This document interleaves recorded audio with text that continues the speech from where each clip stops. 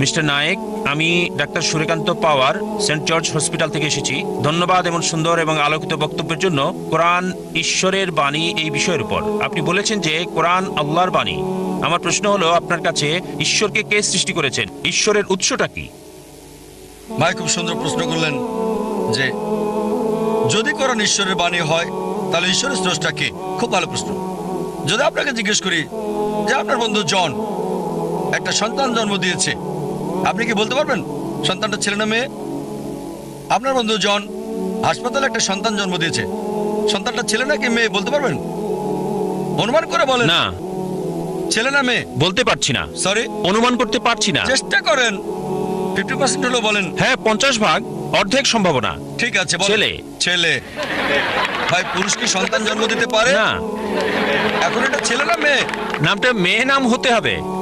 আমি আপনাকে বলছি আপনার বন্ধু জন। আমি জানি না কোনো মহিলার নাম জন হয় কিনা। না, আমরা বলবো না। আচ্ছা আচ্ছা, ধরেন আপনার বন্ধু, ছেলে বন্ধু, সে হাসপাতালে গিয়ে একটা সন্তান জন্ম দিল। সন্তানটা ছেলে না মেয়ে? মেয়ে। পুরুষ কি সন্তান জন্ম দিতে পারে? না।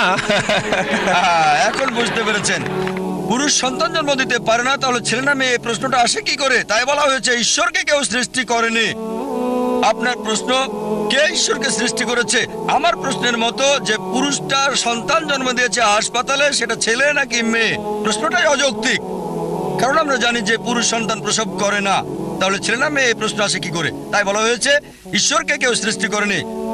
প্রত্যেক সৃষ্টির একজন স্রষ্টা থাকে, ঈশ্বরের কোনো স্রষ্টা নেই। তাই নাস্তিকের সাথে তর্কের সময় কখনোই বলি না যে সবকিছুরই স্রষ্টা আছে।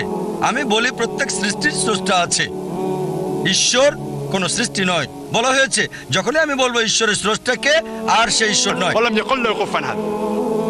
তার সংজ্ঞা হচ্ছে আল্লাহর কোনো স্রষ্টা নেই। আশা করি উত্তরটা পেয়েছেন।